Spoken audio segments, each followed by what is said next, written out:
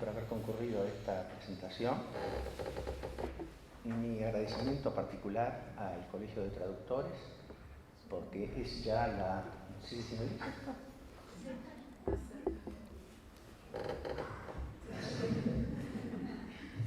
Es la segunda oportunidad en que me reciben, de modo que creo que en breve habrán tomado conciencia de que no conviene hacerlo de nuevo, sobre todo por esta larguísima pre-presentación que yo desconocía y detrás de la cual estoy absolutamente seguro que está mi esposa. No sabía de estas tres pre-presentaciones, de estos juicios de valor, de estos halagos, que por supuesto agradezco que ellos en este momento no estén en condiciones de escuchar. Voy a, sí, agradecer así de una manera más material este recibimiento, entregando al Colegio de Traductores un ejemplar del Diccionario de la Lengua de la Argentina, que es la obra que hoy pretendemos presentar, si no hay otra interferencia autorreferencial. Este es el ejemplar, le dejo la bolsita.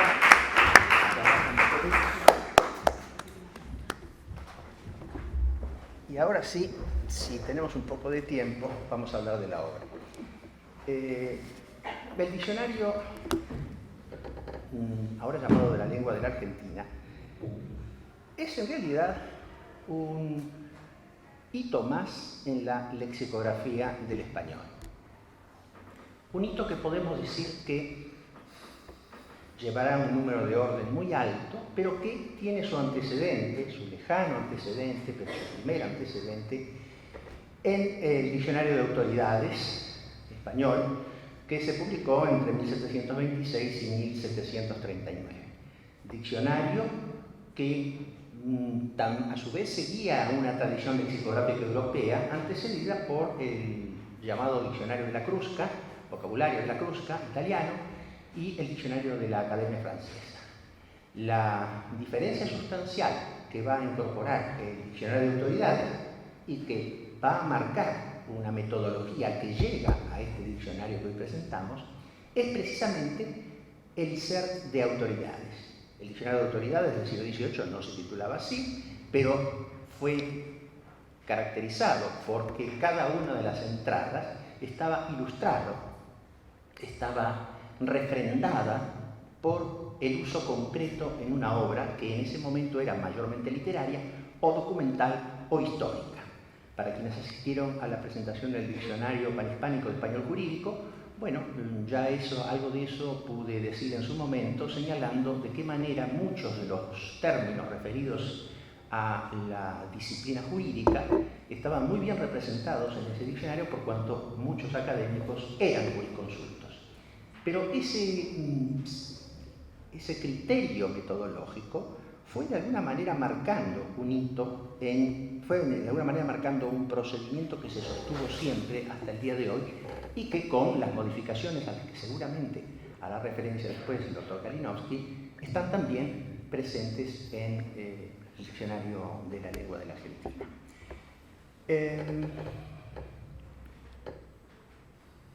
El Diccionario de la Lengua de la Argentina, dije yo, que es un sucesor, un hito en esa historia. Ahora bien, ¿por qué? ¿Cuál es la diferencia de un diccionario de la lengua de la Argentina? El propio título está indicando un recorte geográfico que tiene que ver con una verdad innegable, y es que el Diccionario de la Lengua Española, antes denominado falsamente, porque antes también estaba mal denominado, DRAE, era el Diccionario de la Lengua Española por antonomasia, que estaba publicado por la Real Academia Española y que hoy se titula Diccionario de la Lengua Española, en la medida en que todas sus excepciones son el resultado de consensos entre las 23 academias de la lengua española. Y digo esto porque así como Catón repetía que hay que destruir a Cartago, de lendas Cartago, este es un caballito de batalla que yo me he propuesto sostener hasta que empiece a vislumbrar alguna victoria. Por el momento muy poca, pero como se sigue hablando del diccionario de la Real Academia Española, ellos tampoco lo mencionan así ni lo identifican de esa manera, es bueno que los americanos y los argentinos en lo que nos toca llamemos a las cosas por su nombre. Diccionario de la lengua española, el gran diccionario, el diccionario canónico, el diccionario por excelencia. Bueno, ese diccionario es el diccionario de la lengua española, no de la Real Academia Española. Diccionario consensuado por el conjunto de las academias de la lengua. España y América, Filipinas. Diccionario de la lengua de la Argentina. Es claramente, claro, un registro de particularidades de la lengua de nuestro país. Porque está en la historia, en la naturaleza de todas las lenguas, el cambio. El cambio es consustancial con la lengua. Y ese cambio se manifiesta en el vastísimo territorio donde se habla español de diferentes maneras. De acuerdo a su propia historia de 500 años, en el caso de América, de acuerdo a las lenguas preexistentes, a la configuración que fue adquiriendo cotidianamente esa lengua a partir de tradiciones discursivas que fueron propias de cada país y que se manifestaron de manera mucho más clara cuando se produjeron las independencias nacionales, a los usos populares, aquellos nacidos de la lengua cotidiana, de la lengua de la calle, todavía de las creaciones colectivas, y también de los usos, de las características de los discursos del periodismo, de la literatura, es decir, no necesariamente una lengua popular, no necesariamente una lengua avulgarada, una de las tantas acusaciones que tuvo que sufrir el español de América a lo largo de su historia. Bueno, esas particularidades no estaban recogidas, fielmente recogidas, en el diccionario de la lengua española. Desde un primer momento se intentó hacerlo, no es que haya habido mala voluntad por parte de la Real Academia Española en el momento en que sentó la planta del diccionario, sino que sufría las mismas consecuencias que en última instancia también se afincaron en la mentalidad de los americanos. La idea de que, bueno, la lengua que valía la pena registrar estaba en la península y el resto eran una especie de variedades de segunda categoría, variedades evitables, variedades que tenían que ver exclusivamente con lo vulgar, con lo popular, a lo sumo con lo coloquial, de modo que iban entrando por cuentagotas. Y las academias americanas, siguiendo también una modalidad, una costumbre vitanga, pero real en ese momento, sometían periódicamente una lista de palabras de sus propios países, esperando que la corporación española las examinase y decidiese cuáles de ellas deberían incluirse en el diccionario, es decir, cuáles valía la pena incluir. Es decir, le habían acordado a la corporación española ese curiosísimo derecho. Eso, desde luego, no se pudo mantener durante mucho tiempo. Grandes inestabilidades culturales, políticas, históricas, fueron modificando lentamente eso. Es necesario decir entonces que en los últimos largos años o décadas esto ha dejado de ser así. La Academia Española recibe las propuestas de las academias americanas, pero curiosamente, y por razones que ni siquiera los académicos españoles nos pueden explicar con claridad, no todas entran. Entran mayormente, algunas esperan, otras sí, otras no. Lo cierto es que ese diccionario de lengua española, hasta su 23ª edición, la última que conocemos del año 2014, contiene muchos vocablos de América, pero ni remotamente todos, ni remotamente todos aquellos que tienen vitalidad, uso, que la han tenido en los países americanos. De modo que la lexicografía estaba en deuda con respecto a ese contenido, a ese material lexicográfico de América. También en defensa del diccionario de la lengua española debo advertir que la inclusión de todas las particularidades americanas convertiría esa obra en un repertorio casi inmanejable. Tendríamos que hablar de varios tomos, lo cual implica desde luego un trabajo lexicográfico enorme por parte de todas las academias americanas, que no todas cumplen, no todas están en condiciones de cumplir, de suerte que aún en el mejor de los casos aquella corporación española recibiría una información muy desigual de los países americanos, sino que, bueno, también está el hecho concreto de que el sedazo, el tamiz, no puede estar hecho en la península. Es decir, nosotros no podemos estar esperando que los académicos examinen, sino que de hecho, por derecho propio, tendría que estar allí todo aquello que nosotros entendemos que debe estar. Esto multiplicado por todos los países de América. Con esto he querido mostrar las dificultades que ha tenido la labor lexicográfica de 500 millones de hablantes, es decir, el intento de registrar esa pluralidad que no puede llevar a cabo una sola institución como es la Real Academia Española. Quizá en este momento la posibilidad de incorporar los enormes beneficios de la computación, y en eso están trabajando muy fuertemente en España, permita incorporar prácticamente todo e incluso hacer un recupero de esa información lexicográfica por países, por registro, por marcas, pero todo eso está en proceso de elaboración. Es decir, que hasta el momento esa publicación en papel, que es el diccionario de la lengua española, al que seguimos recurriendo, al que seguiremos recurriendo, porque es un tesoro lexicográfico innegable, bueno, es necesariamente incompleto. Y esa idea de la falta de registro de nuestras particularidades léxicas dio origen desde muy temprano a la intelectualidad de los lexicógrafos, digamos, argentinos, ya sea profesionales o improvisados, a intentar dar cuenta de ello. Hay muchos antecedentes desde mediados del siglo XIX, por mencionar algunos: el vocabulario rioplatense de Francisco Javier Muñiz, de 1845, que tenía apenas 95 registros, que se entendían que eran propios de la lengua de la Argentina; el diccionario de argentinismos de una Academia Argentina de Ciencias, Artes y Letras, cuyo proyecto en última instancia quedó en nada, que funcionó entre 1875 y 1878, un diccionario argentino de Tobías Garzón, que se publicó en Barcelona en 1910, un diccionario de argentinismo famoso, el de Lisandro Segovia, un diccionario de argentinismo que también proyectó desarrollar la Academia Argentina de la Lengua, una Academia Argentina de la Lengua correspondiente de la española, otro proyecto que quedó en la nada, pero que había sido lanzado por un grupo de escritores argentinos a instancias de otro grupo de intelectuales españoles que habían venido acompañando a la infanta Isabel para el centenario.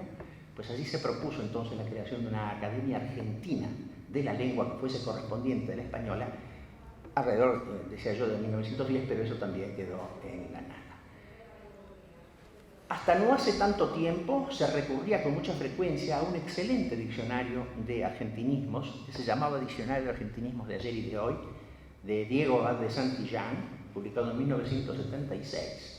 Figura a la que alguna vez habría que estudiar con más detenimiento. Curiosa figura, un político anarquista español, que no solamente era un ideólogo, sino un individuo activo en la política, que había llegado a ocupar un importante cargo en la Generalitat de Cataluña durante la Guerra Civil Española, antes y después, de allí se escapó. Antes había estado ya en la Argentina dirigiendo el diario La Protesta, después pudo emigrar aquí, y una vez llegado a la Argentina, de regreso, después de esa vida de activista político, desarrolló una enorme tarea de investigación de la historia argentina y publicó, cualquiera de ustedes lo podrá encontrar seguramente en las bibliotecas de Rosario, una gran enciclopedia argentina, así se llamó, 9 tomos creo que tenía, donde pretendió recoger todos los elementos vinculados a la cultura argentina. Bueno, como consecuencia, o digamos extrayendo material de allí, publicó luego este diccionario de argentinismos de ayer y de hoy. Y finalmente llegamos al diccionario del habla de los argentinos, que se publicó en la primera forma, denominada Registro del Habla de los Argentinos, que es este volumen chico que yo tengo aquí, que es del año, creo que 1995, 96, sí, ¿no? Hay uno no sé del si 1997. Este es 97, creo que el primero fue el 95, yo tengo la edición del 97, uno más posteriormente.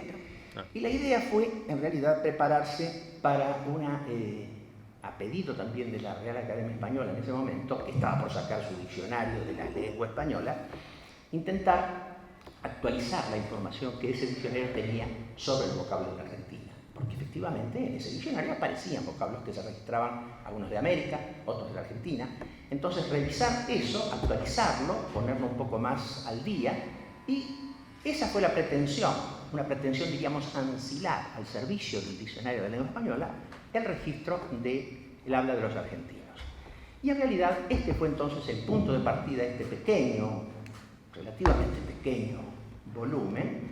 Daría origen entonces al comienzo de la investigación, intentando llevar esto ya con un método más específico, más claro, lexicográficamente más riguroso, que fue el diccionario de el habla de los argentinos, que fue la segunda forma que adquirió. Yo tengo aquí el ejemplar que acompañó la venta del diario de la Nación. En su momento se vendía hasta no hace tanto tiempo en los puestos de periódicos.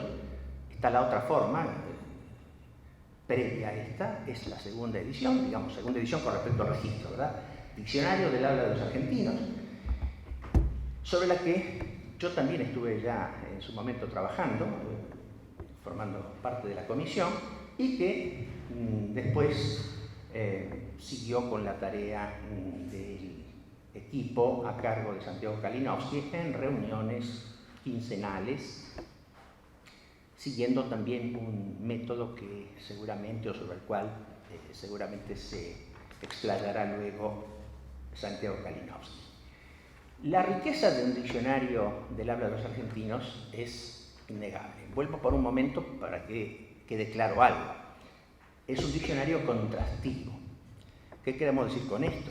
Es un diccionario que tiene que partir de la base de que lo que aquí está no figura en el diccionario de la lengua española. O no figura la lexía como tal, la lexía completa, o no figura alguna de las acepciones. Vale decir, hay palabras que entre nosotros tienen valores que no son los que figuran en el diccionario de la lengua española.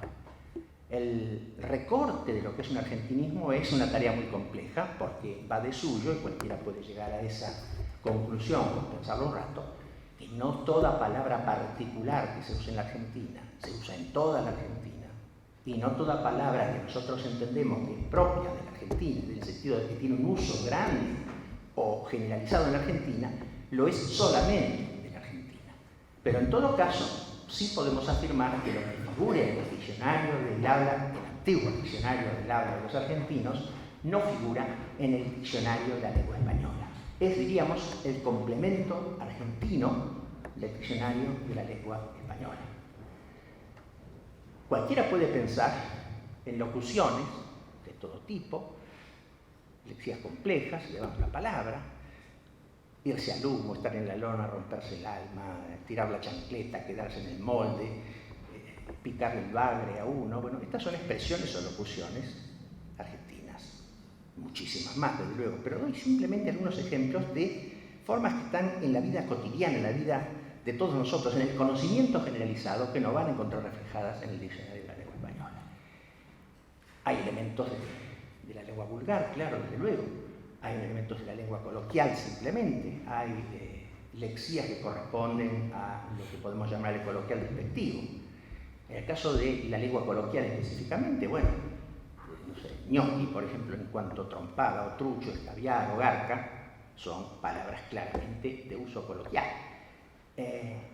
Palabras coloquiales pero despectivas, como puede ser giro o como puede ser cabecita, algunas desusadas, algunas que han caído en desuso, como puede ser cambalache o puede ser, piensen algunos de ustedes, todos que son muy jóvenes, si esas palabras que yo menciono, como muchas otras que están acá, son conocidas por ustedes o las han oído en su casa.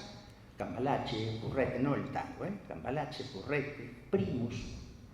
Yo estoy citando solamente las que a mí me saltaban, que yo oía en mi infancia, y que para mí algunas ya eran viejas, y preguntaba qué era. Un primus como un calentador de querosene, el perramus, que era el nombre generalizado que tenía el piloto o la gabardina, ¿no?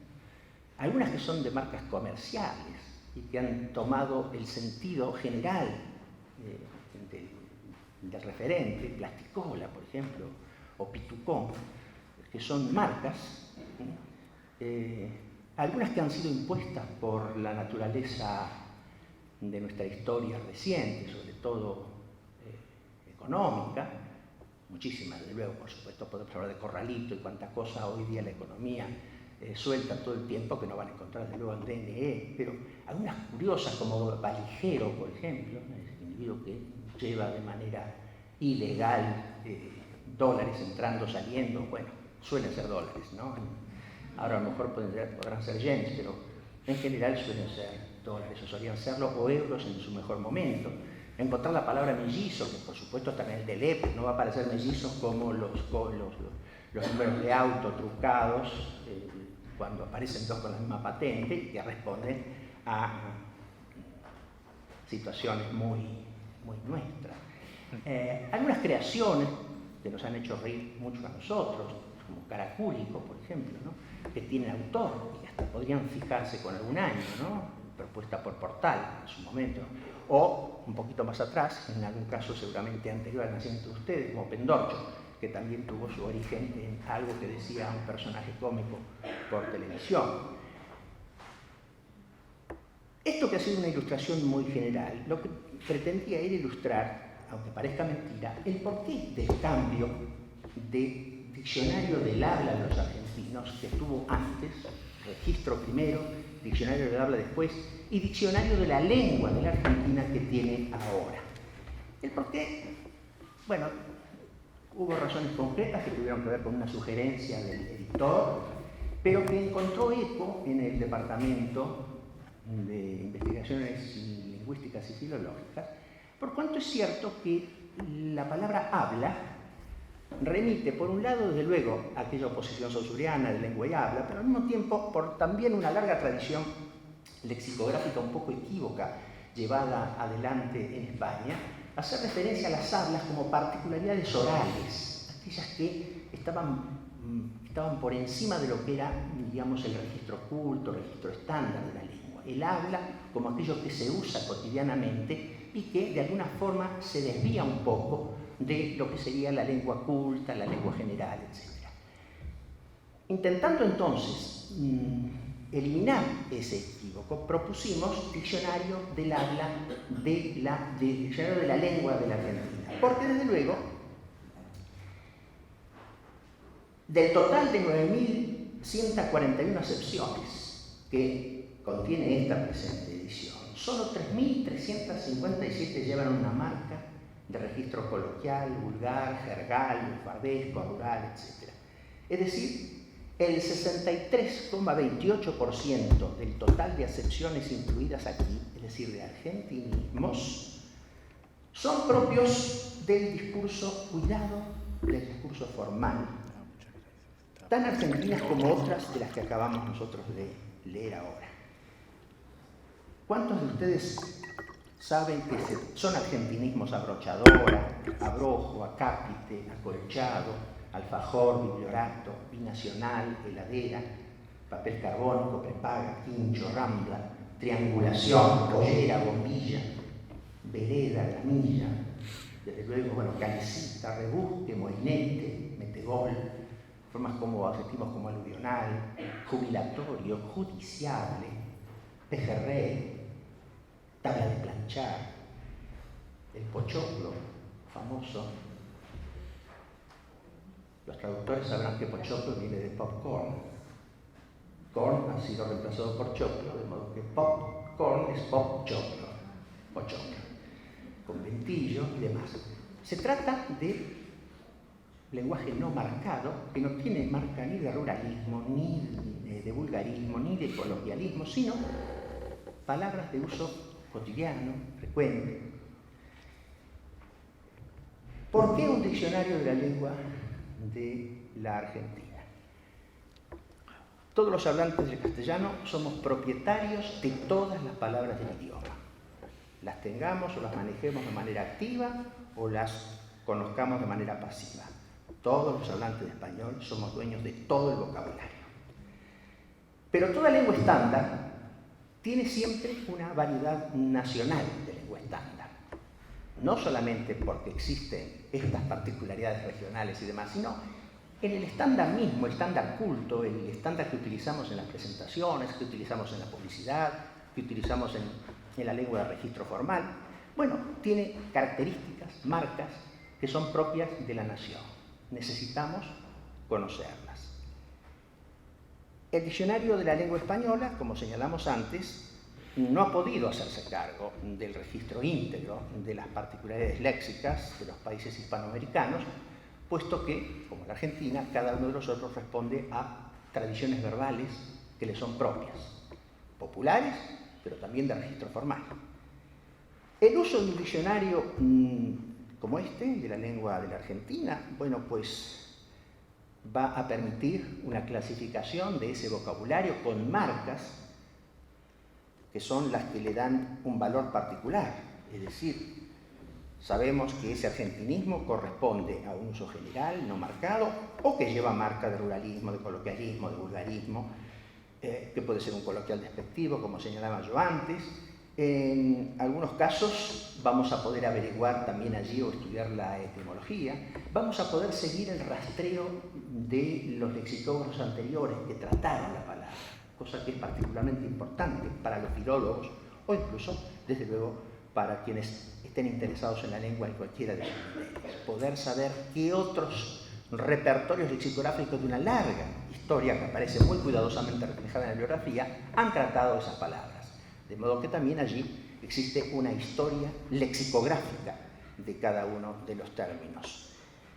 Permite analizar la evolución histórica y semántica de algunos términos. Por ejemplo, quien busque la palabra bagallo va a poder estudiar un fenómeno notable de la formación del español, en este caso del Río de la Plata, la incorporación de un italianismo, lengua, en el caso del italiano dialectal en muchos casos, que se ha integrado muy fuertemente al léxico argentino, en particular el léxico del Río de la Plata o el léxico del litoral.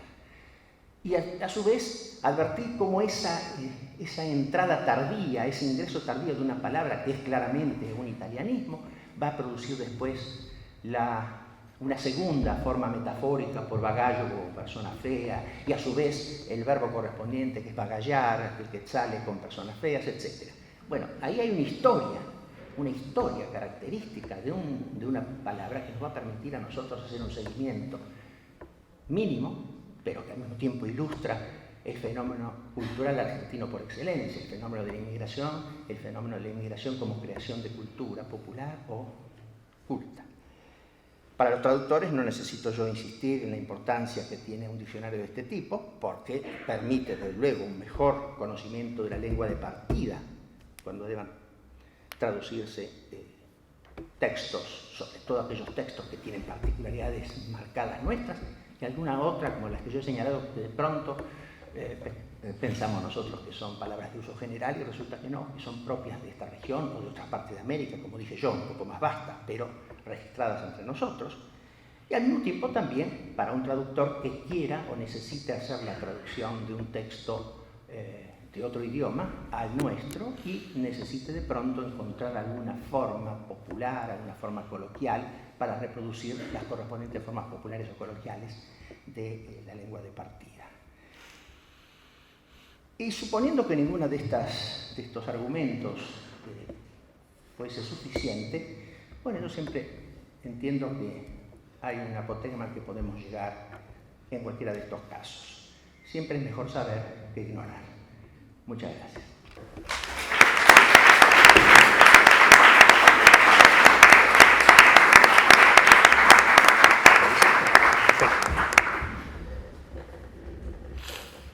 Buenas tardes, muchas gracias por la invitación. Nosotros siempre nos... No, es uno que es ese, no ahí. No, el último. Ahí. Yo insisto con las presentaciones de diapositivas. Siempre es un placer para nosotros que vengan a escucharnos hablar de esto. que es naturalmente una cosa que nos acompaña permanentemente, porque digamos, estamos hablando de cuestiones metodológicas, y hay un dato ahí que es muy concreto, que es que el 62% de las acepciones no suenan como algo que no es general. Es decir, en esos casos la primera palabra disponible para la herramienta de abrochar es la abrochadora, ¿sí? Entonces uno se encuentra con esa palabra 12 veces por día y ¿qué hace que uno sospeche que esa palabra no es general? ¿Sí? Esa es una dificultad muy grande. Entonces, la primera dificultad es sospechar de la primera palabra disponible para una realidad. ¿Sí? Eso metodológicamente es muy complicado y se va entrenando, ¿no?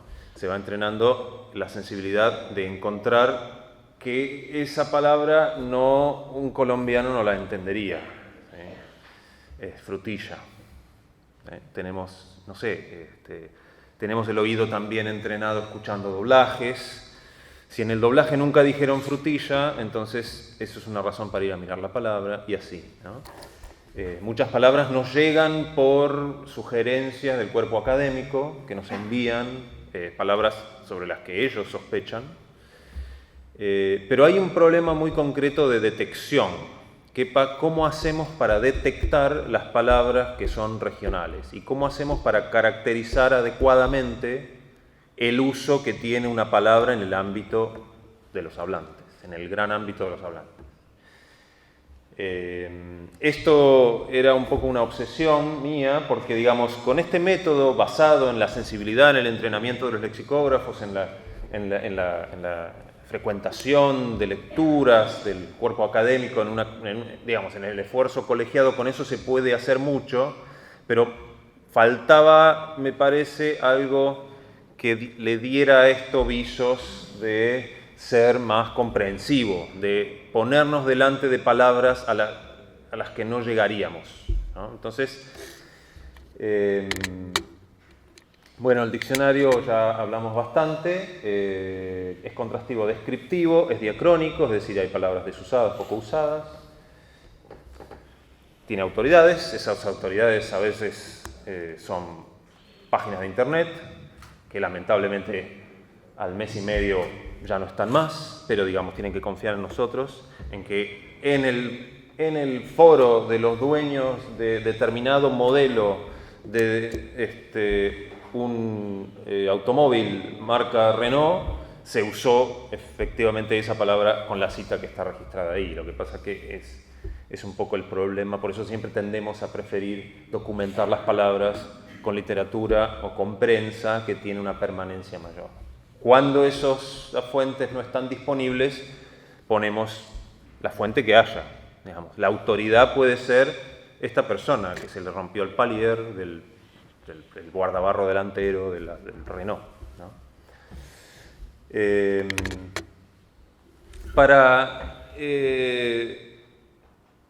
complementar esa metodología tradicional, hay algunas herramientas bastante novedosas. Son novedosas en el sentido de que no estaban disponibles en la edición de 2008, ¿sí?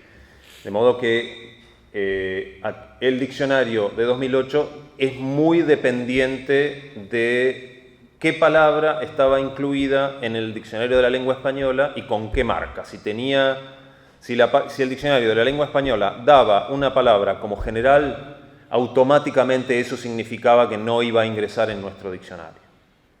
O sea que había una dependencia directa y muy concreta del trabajo lexicográfico que se hacía para el diccionario de la lengua española. La propia Real Academia Española tiene un proyecto de corpus. Este es simplemente el tercer capítulo, es el corpus del español del siglo XXI. Está disponible para consultas en línea, gratuitas. Tiene dos corpus anteriores, el CREA y el CORDE, que van divididos en periodos temporales, ¿sí? CREA es la segunda mitad, el corpus de referencia del español actual, ¿sí? Siempre me gustó la manera en que conseguían condensar el significado con la sigla, porque además el corpus antiguo es el corpus Sí, diacrónico del español. Sí, pero cor es del corpus. Corpus diacrónico del español. Corde es de cordis, corazón, que es antiguamente donde se pensaba que residía la memoria. Deben recordar. Entonces, ese corpus del siglo XXI tiene herramientas estadísticas que, más allá de lo que haga el diccionario de la lengua española con respecto a la caracterización dialectal y diatópica de una palabra, nos muestran el uso, la frecuencia de uso que tiene una palabra a lo largo de todo el mundo hispánico. ¿Sí? Ese corpus es eminentemente escrito, periodístico, literario, tiene también desgrabaciones y demás, pero las frecuencias se construyen en base, digamos así, a escritura que está profesionalizada. Entonces, eso le da un sesgo muy particular al corpus que lo lleva hacia el lado de la lengua estándar, digamos. O sea, es muy pobre como lugar donde ir a conseguir coloquialismos, por ejemplo, o palabras vulgares. Están, pero las frecuencias que tienen ahí no suelen representar el uso que tienen esas palabras en los hablantes. Para complementar ese problema, entonces, para solucionar ese problema, iniciamos una colaboración con el Departamento de Computación de la UBA para usar Twitter como corpus lingüístico, una cosa que es complicadísima. Yo voy a ser prácticamente incapaz de explicarles con detalle, les voy a tirar cosas para que más o menos nos hagamos una idea. Pero ahí sí, ahí tenemos entonces un gran caudal de datos lingüísticos disponibles para estudiar con cuánta frecuencia se usa determinada palabra y, sobre todo, algo que el corpus no hace, que el Corpus 21 no hace, que es destacar aquellas palabras que tienen un contraste de uso en una región respecto de la otra. Porque para aprovechar toda la información estadística que hay en el Corpus 21, uno ya tiene que tener la palabra en la cabeza, uno ya se tiene que haber encontrado con abrochadora y tiene que haber sospechado de abrochadora, uno pone abrochadora ahí y la información estadística es muy clara. Pero ¿qué pasa cuando no sabemos qué palabra es? Cuando no la tenemos, ¿cómo la detectamos? Entonces, Corpus 21, decíamos, disminuye la dependencia de la marcación diatópica que hace el DLE. Y vamos a poner dos ejemplos. Heladera y guita. Heladera estaba ausente de nuestro diccionario. Y esto es la definición de heladera. Femenino, América. ¿Sí? Vamos a hablar hoy con mayor precisión de qué significa que exista una marca que engloba al 92% de los hablantes, una marca diatópica que engloba al 92% de los hablantes. ¿Qué significa eso? Es decir, el doctor Moure hablaba de cómo se difundió la idea de que la lengua que valía la pena estudiar era la lengua de la península y que el resto eran variedades que tenían, digamos, un déficit respecto de eso o eran secundarias respecto de la lengua de la Academia Española. Y una de las preguntas que nos tenemos que hacer es cómo se difunde esa idea, ¿no? ¿De qué maneras se difunde esa idea? Yo considero que la frecuentación de un diccionario, aunque sea de manera intuitiva, hace un trabajo enorme de difusión de ideas lingüísticas. Con el solo hecho de que exista la marca América, nosotros ya tenemos nuestro léxico, nuestra comunidad lingüística, de algún modo separada de esa especie de lengua prototípica, ¿sí? Que sería la de la Academia, la de la península ibérica, la de España. Entonces, ¿qué pasa cuando buscamos heladera en el corpus? Pasa esto, 88,9% Río de la Plata. ¿Sí? Estos son frecuencias normalizadas, es muy importante, el corpus es muy desigual en cuanto a la cantidad de palabras que existen en el corpus que tienen origen en los distintos países. ¿Sí? En España hay casi casi 2 palabras y media por habitante, en Argentina hay media palabra por habitante. Eso quiere decir que 10 ejemplos de heladera en Argentina y 10 ejemplos de heladera en España, los 10 de Argentina son mucho más, ¿sí? Porque tiene muchas menos palabras. Quiere decir que cuando lo normalizamos es un número más grande, ¿sí? Entonces no hay que comparar simplemente cuántas veces ocurre una palabra en un lugar y en otro, sino que hay que normalizar esas ocurrencias. Este es entonces la cantidad de palabras, de veces que se usa la palabra por millón de palabras. Y esto es por países, ¿sí? Entonces es básicamente una palabra de Argentina, de Uruguay y de Paraguay, lo que convencionalmente se conoce como el Río de la Plata. La palabra guita era otra palabra que estaba ausente de nuestro diccionario por esta razón que se ve ahí, ¿sí? No tiene ninguna marca. De modo que el diccionario nos estaba diciendo la palabra guita es una palabra general de todos los hablantes de español del mundo, ¿sí? Y entonces uno dice, bueno, pero eso es sospechoso, ¿no? Y efectivamente el corpus lo que hace es confirmar esa sospecha. De vuelta estamos ante una palabra que es exclusivamente rioplatense, ¿sí? Y bastante argentina.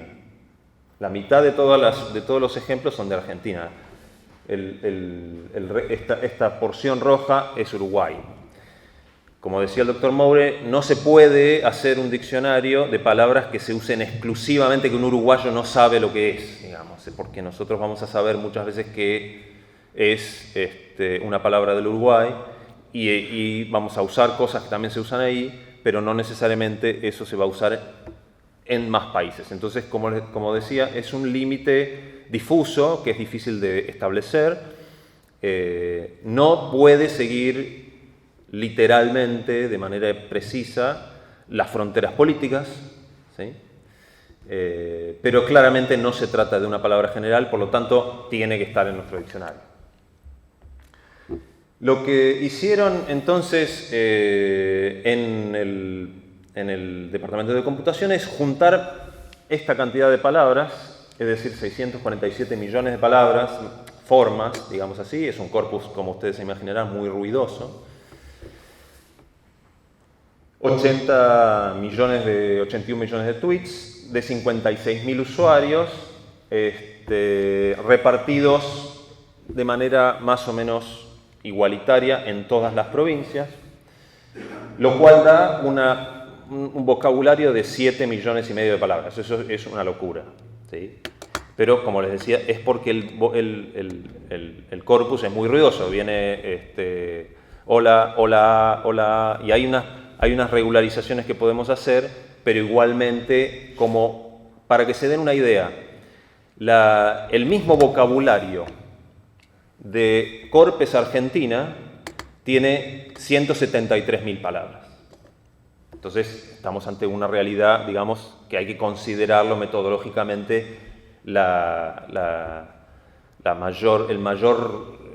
dispersión que tienen los datos por la libertad ortográfica y un montón de asuntos, la ortografía también usada como recurso expresivo. Y entonces se crean unas métricas que básicamente logran establecer qué palabra se usa más concentradamente en un lugar, ¿sí? Esa métrica aprovecha un concepto de la física, que es la entropía. Cuando la entropía es muy baja, quiere decir que el desorden es muy bajo, quiere decir que la forma está concentrada en un lugar. Cuando la entropía es muy alta, quiere decir que está por todos lados igual, el desorden es alto. Entonces, ahora vamos a ver algunos regionalismos, pero la palabra, como se imaginarán, pero o hasta o de o a, tiene entropía máxima, porque se usa muchísimo de manera homogénea en todo el territorio de la Argentina. Esto es un proyecto que por ahora lo que completamos fue la parte de léxico argentino. Falta hacer la parte panhispánica, que es más interesante, porque muchas palabras que se usan de manera homogénea en Argentina resulta que no se usan en Colombia, en Perú, en Guatemala, en México, ¿no?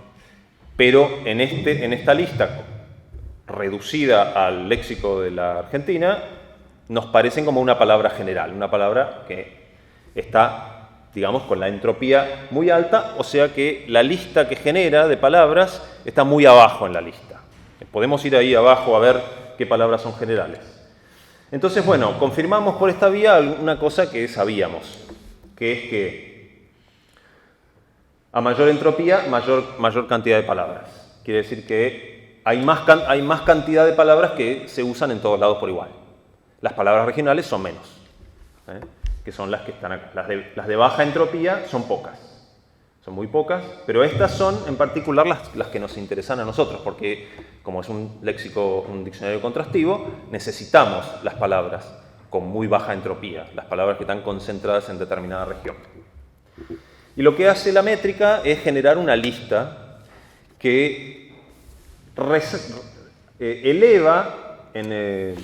establece un orden de la más regional a la más general. Esta primera lista tiene 10.000 palabras. ¿Sí? No es que tenemos que movernos en una lista de 7 millones de palabras, que sería una locura. Y de esa manera podemos ir a pescar la palabra a como yo suelo decir, a una pelopincho. En lugar de tirar una red al mar con la esperanza de capturar así una palabra, tiramos la misma red en una pileta donde están todas las palabras candidatas concentradas. ¿Sí? Eso como metodología para hacer diccionarios es patear el tablero. Sobre las 5.000 primeras palabras, entonces, hicimos una primera etapa que la métrica resalta como posibles regionalismos. Encontramos 2.100. De esas 5.000, 2.100 tenían relevancia lexicográfica, lo cual también es una locura. Esto, imagínense que con la metodología tradicional, si nosotros estamos leyendo una novela, estamos relevando el léxico de una novela, por ahí aparecen 3 palabras en un capítulo, ¿sí? 10 palabras en total en el libro. Acá estamos hablando de que una de cada 2 palabras y media tiene algún tipo de relevancia lexicográfica que le haría candidata para ingresar en el diccionario. Entonces eso metodológicamente cambia el juego. Cuando hagamos esto a nivel panhispánico también va a estar jugoso. Entonces tenemos algunos ejemplos, acá están las provincias, por ejemplo esta palabra, una palabra que para nosotros era totalmente desconocida, no sé si ustedes la conocen. Tenía una distribución de este tipo, ¿sí? en el noreste, y pobre, que genera compasión, tristeza, ¿sí? Un guaranismo. Palabra usada por millones de hablantes de esa región que nosotros, donde estamos ahí, en Palermo, no teníamos la menor idea de que existía. ¿Sí? Incluso a pesar de que había algún registro lexicográfico, pero ese registro lexicográfico no nos daba la pauta de hasta qué punto se usaba la palabra. Porque ahora con este sistema tenemos informaciones de frecuencias reales que hablan de que es un uso instalado en muchos millones de hablantes nativos de español. ¿Sí? Entonces es una palabra del español que surgió del guaraní. Tenemos un caso que es particular, no sé si saben esto, asada. Porque, digamos, asadas la métrica la subió en las listas y no sabíamos por qué. Por supuesto, todos comemos asado, en todos lados se come asado. La palabra asado, entonces, está muy abajo en la lista. No nos llamó la atención. Nos llamó la atención el femenino.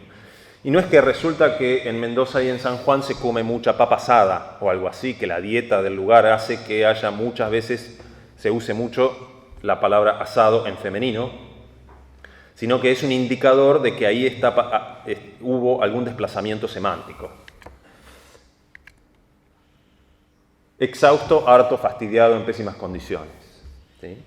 Entonces, porque en esa... también se puede decir en masculino, ¿sí? Pero la frecuencia en femenino nos prendió la luz de alarma de que ahí había un significado diferente que no estaba registrado, que era algo que no conocíamos.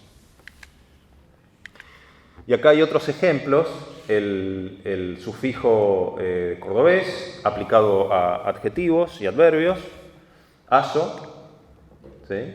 Aburridazo, buenazo, manso también como un intensificador, ¿sí? Como ven, tienen marca de cuyo y de centro, porque no son palabras que se usen de manera homogénea en todo el territorio. Esta tampoco la conocíamos.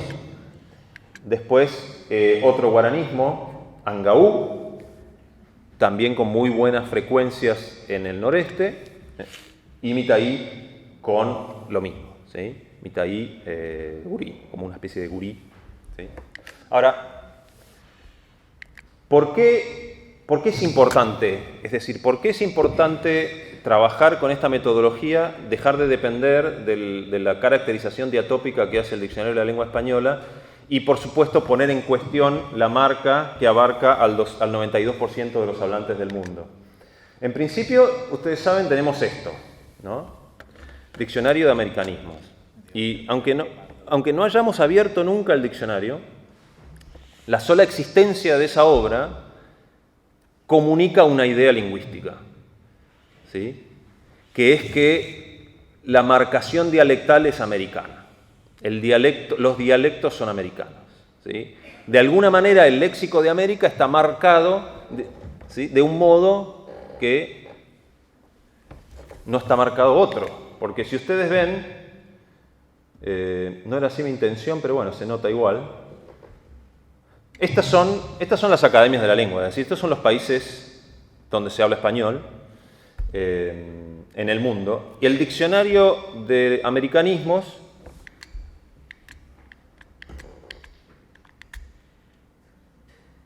¿sí? Abarca eso. Le quedaron unas islitas perdidas del otro lado. Estuvieron cerca de hacer el diccionario de todos los regionalismos. Pero hicieron el diccionario de los regionalismos americanos y dejaron afuera, bueno, 3 países, pero sobre todo uno, ¿no? Y eso, como digo, comunica una idea lingüística hasta la actualidad, porque el diccionario de americanismos es una obra de 2008, si no me equivoco. Es decir, que estamos hablando de algo muy actual. Son 70.000 voces el diccionario de americanismos y 120.000 acepciones. ¿Dónde está el español realmente? Claro, en América, ¿verdad? Claro. Y son solo las palabras regionales. Es decir, pero yo siempre digo, miren qué cerca que estuvieron de hacer un gran diccionario, porque con incluir a España, Guinea, que está ahí abajo, es ese puntito verde, y Filipinas, ¿sí? Hacían el diccionario de todas las palabras regionales del español del mundo. Pero por alguna razón eligieron dejar afuera, sobre todo, un país.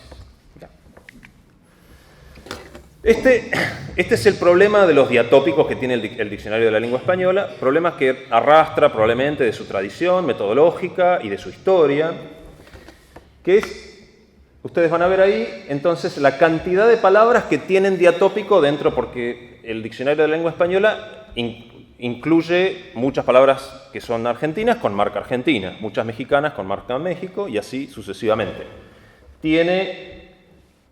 Van a reconocer los países, son los que tienen valores altos. Estos son países. ¿Sí? Pero sin embargo, eso es España. O sea, tiene un valor que es directamente ridículo. Si lo ponemos en orden, ahí está, van a ver que los países quedan de este lado y después hay una larga cola de marcas diatópicas que de algún modo diluyen el hecho de que son todas españolas, ¿sí? Ahora lo vamos a ver con un poco más de detalle. Entonces la marca España en el diccionario está, digamos así, miniaturizada, ¿no? Entonces, al mismo tiempo que agigantan la idea del americanismo, ¿sí?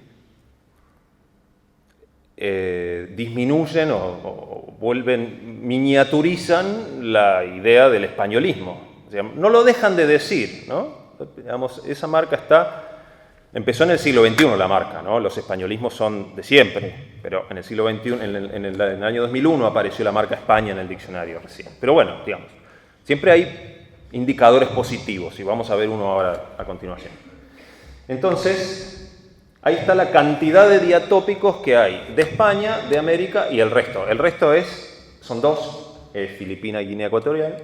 Estos somos nosotros. Y esto es la cantidad de marcas diatópicas que tiene el diccionario, que son solo de España. ¿Sí?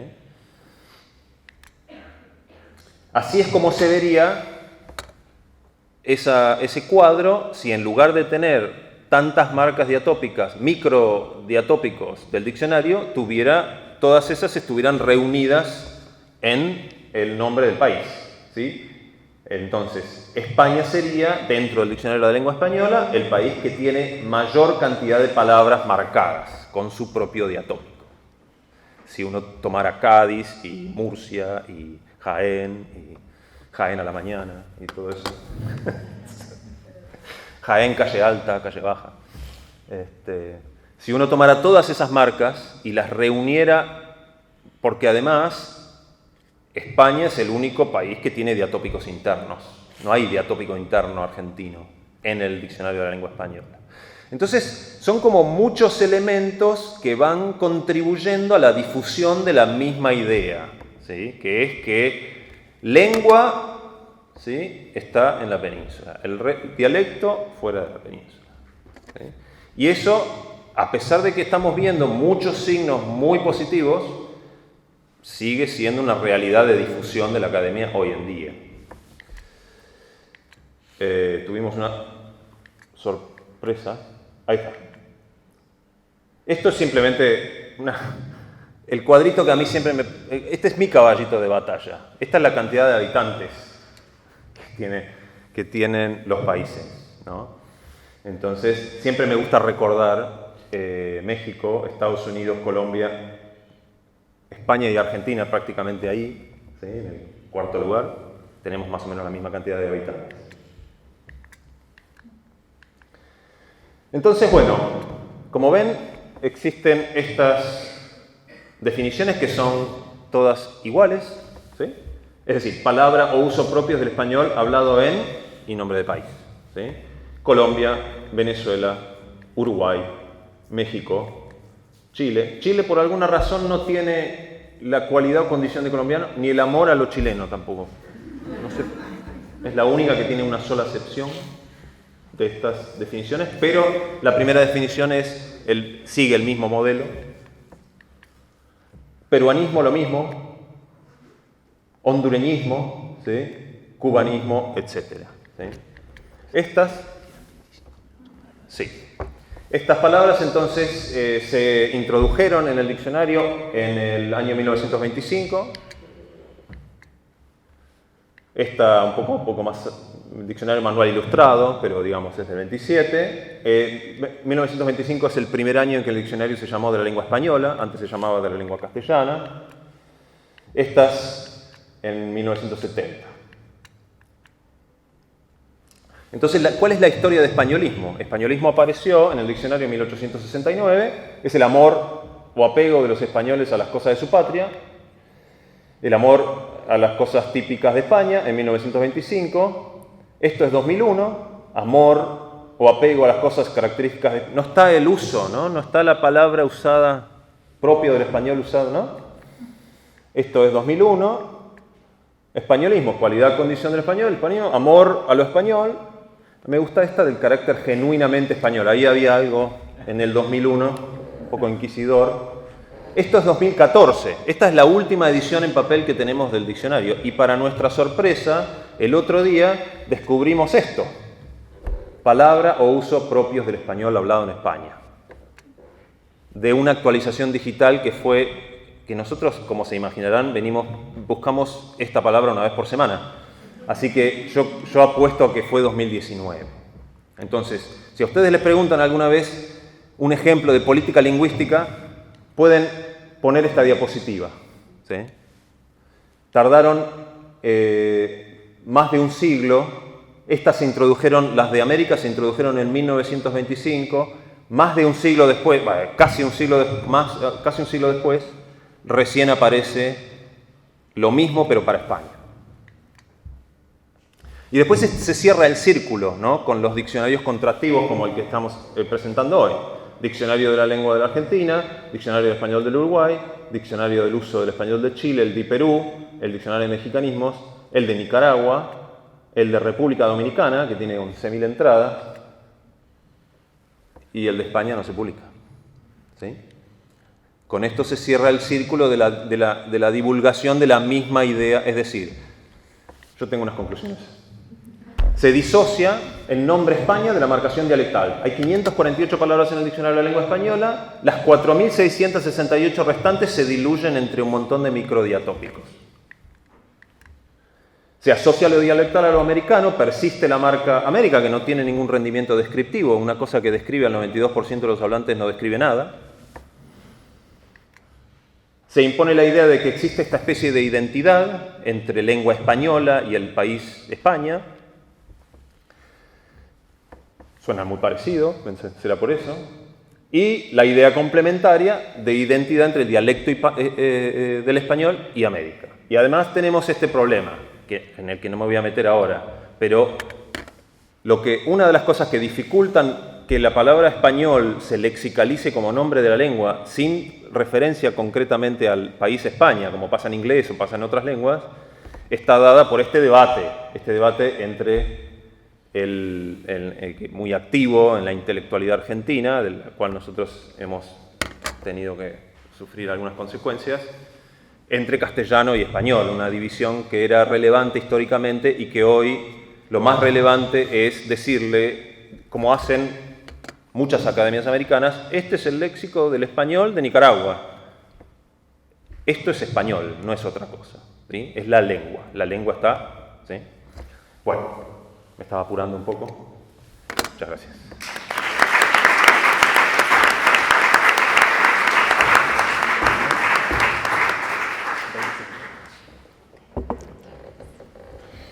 Ahora, sí.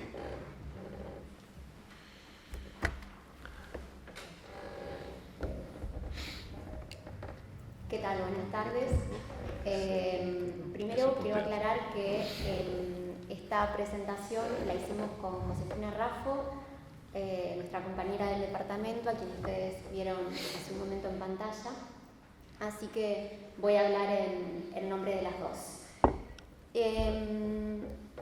Bueno, básicamente en lo que estuvimos trabajando para, entre otras cosas, ¿no? Para la tercera edición del Diccionario de la Lengua de la Argentina, fue en enmiendas y adiciones en cuanto al género gramatical y al discurso definicional, o sea, cómo estaban redactadas las definiciones de cierto grupo de palabras. Bueno, en primer lugar, podemos decir que esta presentación está dividida en dos segmentos. El primero se refiere a aquellas palabras que escondían un cierto contenido sexista en la definición y entonces, tuvimos que hacer algunas modificaciones para que ese contenido se neutralice. Estas palabras son, como ustedes ven, son solo estas, son pocas, pero de todos modos merecían una revisión como se hace cada vez que uno va a hacer una nueva edición del diccionario, ¿no? Arrastrada, atorranta, bataclana y loca. Todas estaban definidas con giros, palabras, sintagmas en general, que tenían un sentido bastante negativo, como por ejemplo, mujer de conducta disoluta, mujer de vida fácil, bataclana está definida igual que atorranta, y en el caso de loca, mujer de comportamiento en extremo liberal.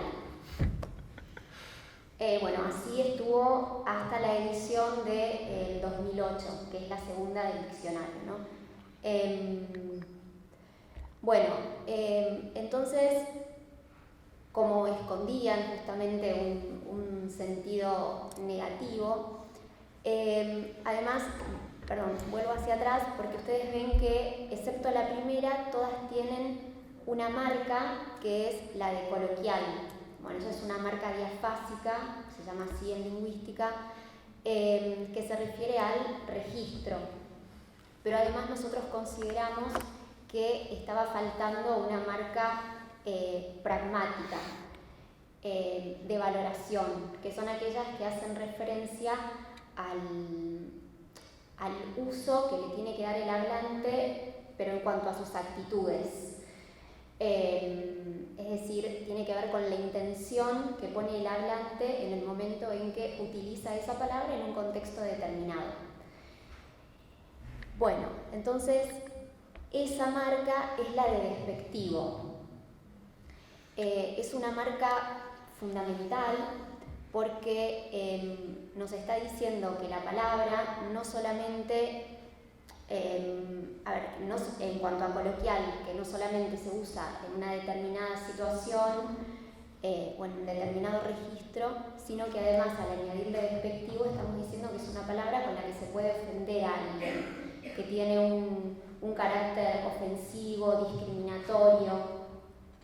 Bueno, entonces en nuestro diccionario, en la última edición, estas 4 palabras, que son arrastrada, atorranta, bataclana y loca, siguieron conservando, por supuesto, el género, que es el femenino, porque en realidad en estas acepciones no existe un uso que haga referencia al hombre.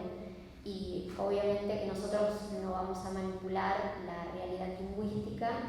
El DILA es un diccionario documentado y la realidad es que no aparecieron ningunos ejemplos que dieran cuenta de estas acepciones aplicadas a un hombre. Es por eso que sigue teniendo simplemente el femenino.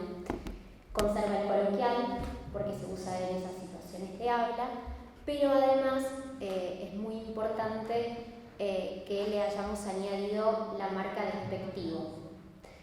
Y además la definición se unificó como mujer promiscua, utilizando un lenguaje mucho más neutro y desprovisto de cualquier tipo de eufemismos.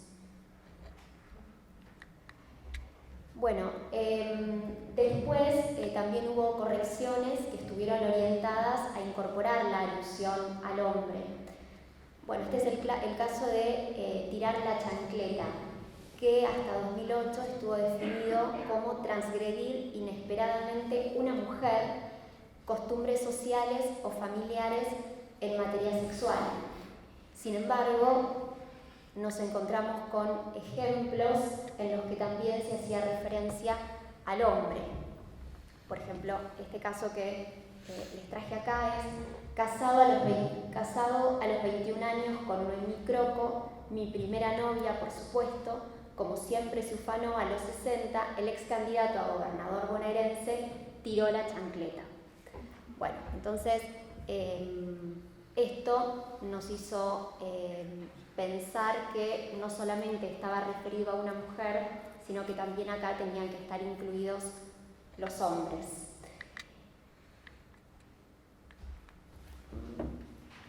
Ahí está. Y entonces en la nueva edición, tirar la chancleta, además hubo una revisión en cuanto a la categoría gramatical, en la cual no nos vamos a meter porque no nos interesa ahora. Conserva la marca coloquial, pero la definición se simplificó como transgredir costumbres sociales o familiares en materia sexual. Se eliminó lo de inesperadamente una mujer.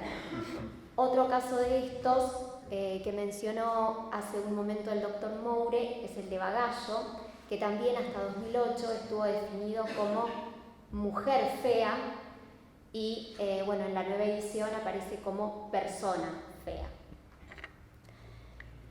Bueno, y el segundo segmento está orientado a la revisión que se hizo en cuanto a las marcas de género en las profesiones, es decir, en lo laboral. Y lo que se tendió acá fue a incluir el femenino. Hasta el 2008 aparecieron solo profesiones en las que estaban incluidos los hombres y a partir de esta nueva edición se incorporó entonces a la mujer. Una de ellas es la de colectivero, que estaba definida con la marca masculino y conductor de un colectivo, y maestra jardinera, solo la forma femenina, como maestra del ciclo de educación preescolar. Sin embargo, encontramos muchos registros de colectiveras y de maestros jardineros, entonces hubo que hacer cambios en cuanto a la lematización, que es la forma en que la palabra que encabeza el artículo va a estar consignada, la categorización, es decir, en este caso, en el caso de los sustantivos, se marcan a través del género, ya no van a tener una F, una M solamente, y por último el definidor, ¿sí? Lo de conductor va a quedar igual, pero ya vamos a ver cómo, pero no va a ser maestra. Entonces, en cuanto a la lematización, es colectivero, colectivera, a la M se le agrega la F, y lo de conductor, que era el definidor, va a ser reemplazado por persona que conduce un colectivo.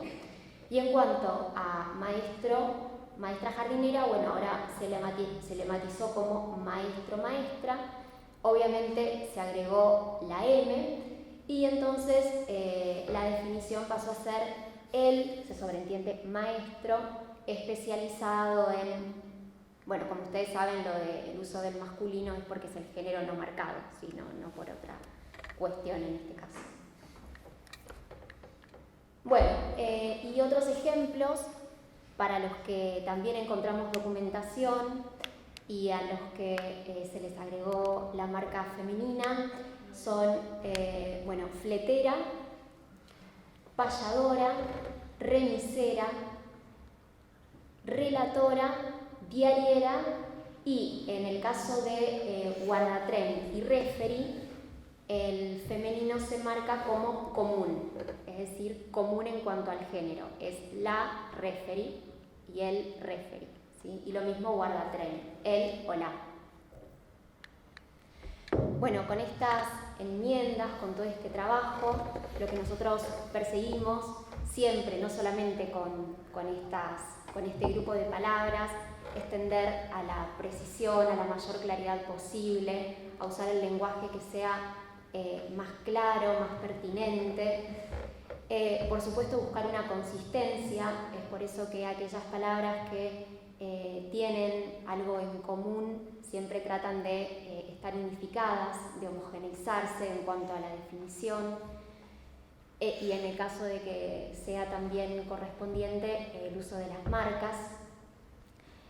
La imparcialidad, la realidad es que son justo un grupo de palabras que merecen mayor cuidado porque entrañan ciertos prejuicios dominantes dentro de determinado grupo de hablantes o determinadas asociaciones de ideas, y obviamente que lo que nosotros buscamos es llegar a la mayor neutralidad posible. Nosotros no queremos cargar las definiciones con ningún tipo de valor, con ningún tipo de subjetividad. Si bien, somos personas y eso inevitablemente va a estar presente, pero tratamos de ser lo más objetivos posible. Y como siempre, que se hace un diccionario, lo que se tiende es actualizarlo de acuerdo con la vigencia, con lo que está vigente, con lo que corre en la sociedad. A eso fue a lo que tendimos. Así que, muchas gracias por su atención. 10 minutos, sí. 10 minutos. Sí. Ahí va. Perfecto. Buenas tardes, gracias por haberte acercado hasta acá. Vamos a hablar un poquitito de un aspecto algo novedoso de esta edición del diccionario del DILA, que son los localismos léxicos. Ahí pusimos dos fotos uno de la fórmula que mostró Santiago, lo de abajo, que vimos, y otra palabra un poquito extraña de la que ya vamos a hablar. Pero bueno, me interesaba también ver la fórmula para ilustrar un poquito un método moderno, más científico de trabajo. Bien. Entonces, hacemos alguna diferencia entre regionalismos y localismos. Esto está tomado del Diccionario de Lexicografía Práctica de Martínez de Sousa, que define regionalismo como palabra o giro privativo de una región determinada. Yo marqué el privativo resaltándolo, pero con la intención casi opuesta de relativizarlo, porque, como dijimos, las fronteras lingüísticas y las fronteras geográficas, políticas, no coinciden. Entonces, bueno, es mayormente privativo, pero por supuesto no exclusivamente. Lo mismo con localismo, palabra o giro que solo tiene uso en determinada localidad o comarca. Con localidad o comarca entendemos una región geográfica mucho más chica, ¿sí? Y también resalté el solo porque probablemente la comarca vecina, la localidad vecina, haya algún hablante que use este mismo localismo, pero no mayormente. Bien, entonces, ejemplificados en la Argentina, un regionalismo sería, por ejemplo, términos usados en una región dialectal, una gran región dialectal como el noroeste. Y pusimos 4 ejemplos, ¿sí? De un sustantivo, un adjetivo, un verbo y un adverbio, ¿sí? Cutama, Yutoyuta, Sorocharse y Antarca. Términos propios de la región del noroeste. Es decir, muy probablemente no se comprenda en la mayor parte del país, pero sí en una región importante. En cambio, algo que introdujimos en esta tercera edición, o en esta edición del Diccionario de la Lengua de la Argentina, es algo más cercano a los localismos, es decir, que tiene un uso bastante restringido geográfico, demográficamente. El ejemplo que puse es de la ciudad de La Plata y zonas cercanas, pollajería, establecimiento comercial dedicado en particular a la venta de pollo y alimentos elaborados con él, que en Buenos Aires lo llamamos o pollería o granja. Espero que acá no lo llamen pollajería, no porque esté mal, sino porque tiene que ser solo en La Plata y zona cercana. Bueno, si no lo podemos corregir para la próxima edición. Bien, volvemos a esta palabra. No sé si alguno le dice algo. ¿No? Bueno. Entonces, bueno, por eso puse los signos de interrogación y tal vez con la pronunciación aproximada, ahora sí les suene. No, seguramente tampoco les suena. Se dice Eisteddfod. Eisteddfod. Bueno, ¿por qué incluimos esta palabra? ¿Qué es? Por si en general creo que no lo sabían. Bueno, festival tradicional de poesía, música, danza y otras artes que celebra y recrea esas expresiones culturales principalmente como se han manifestado en Gales. Es una palabra del galés, es una palabra, es lo que se llama un extranjerismo crudo, es decir, no está adaptado. Es una palabra galesa con pronunciación galesa, muy poco registrada. Ven, el aparato lexicográfico es mínimo, es de una estudiosa, una dialectóloga de esa zona. Bueno, ahí tenemos el ejemplo. ¿Qué pasa? Esto está relacionado con un fenómeno cultural, ¿sí? La colonización galesa en la Patagonia, que, bueno, se estableció primero cerca de la costa atlántica y después migró una parte hacia la cordillera. Cantidad de hablantes de esa zona, 300.000, 400.000, si sumamos las ciudades, ¿sí? Pero es una palabra que en esa zona la conoce todo el mundo. Por lo tanto, es un localismo que, vuelvo al anterior, incorporamos, pero con un contorno previo, ¿sí? Que es dónde se usa. porque no nos alcanza tenemos la marca Pampeano Patagónico y esa marca no refleja para nada el alcance geográfico mucho menor de este término, en la región de la provincia donde se estableció la colonización galesa. Muy bien. ¿Cómo aparece en Twitter? Fíjense las diferencias. Yo busqué también de Buenos Aires y de Rosario, 0. Diarios. Vean la diferencia. Y piensen que la aparición en el diario La Nación está vinculada con una cantidad de hablantes, en buena parte porteños, y la cantidad de hablantes porteños que hay. O sea, acá no está la frecuencia normalizada, sino lo absoluto. Bien. Entonces quise pasar a otro localismo. Este sí nadie lo conoce, seguramente. Bueno, la palabra es rosarigacino, ¿sí? Que está ahí arriba, y bueno, encontramos ahí un ejemplar del Principito. Ilustraciones del autor. Bueno, fíjense nuevamente en Twitter la diferencia, y muchos de los usos en Buenos Aires son metalingüísticos, que dicen, che, en Rosario está el rosarigacino, o sea, no vale tanto como uso propio y espontáneo de ese término. En los diarios, y aquí el artículo de rosarigacino y gasó, encontramos también que remite a rosarigacino. Bueno, la definición ustedes ya la deben saber. Entonces, quería contrastar un poquitito y ver cómo se trabaja de las dos maneras con los métodos automáticos. Eso no parece algo de lingüística. Fíjense esa fórmula, lo que decía Santiago. Ese mismo día en que se dio esa clase, bajamos a la confitería, esto fue en Córdoba, y nos encontramos con este cartel que dice Mafaldas, tal precio. Entonces, no teníamos idea a qué se refería. Deme 2.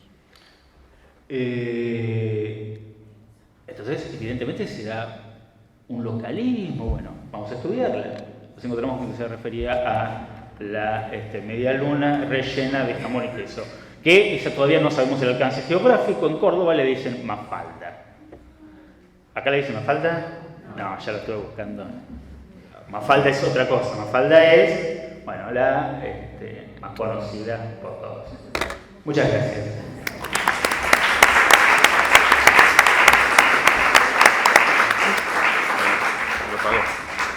Disculpen, quería simplemente decir antes de que nos fuésemos que este diccionario buscó editor durante mucho tiempo. Como buena parte de las empresas culturales argentinas tienen que salir a buscar protección, sobre todo, bueno, ya hace muchos años que esto es así. Antes el diccionario lo publicó MC, que es decir, Planeta. En un momento determinado dejó de interesarles la edición, y todo el periodo que siguió en la preparación del siguiente, es decir, la edición que hoy estamos presentando, fue realmente un martirio. Estuvimos tocando timbres y demás, y nadie se atrevía a hacer. Entonces, corresponde que por lo menos como Academia Argentina de Letras manifestemos nuestro agradecimiento a la editorial Coligüe, que se presentó espontáneamente manifestando su interés por sacarlo adelante. De modo que vaya entonces a Coligüe el agradecimiento de la Academia Argentina de Letras por haber tomado este trabajo. Y desde luego la labor de los lexicógrafos, que afortunadamente, como se habrán dado cuenta, les gusta lo que hacen. De modo que eso nos quita a nosotros un trabajo extra de persecución, de horarios y demás. Trabajan todo el tiempo y tienen los rasgos de obsesión que son imprescindibles para la tarea lexicográfica. Somos un grupo de gente con unas pequeñas demencias, que son estas, manejables, pero constantes. De modo que el hecho mismo de que uno vaya viajando en un tren y de pronto, me pasa a mí, leo una palabra y digo, esto podría ser un argentinismo. Inmediatamente me comunico con el teléfono, para eso sí, con el WhatsApp o lo que sea, y se lo comunico a Santiago. Siempre cruzando los dedos para que realmente no esté registrada todavía y sea un argentinismo. Si me dice sí, ya está, no tengo otra manera de saberlo, pero no puedo esperar. Entonces, bueno, gracias a ese tipo, ya digo, de debilidades mentales, de particularidades, vamos a decirlo así, el diccionario sigue adelante. Muchas gracias a todos por habernos escuchado.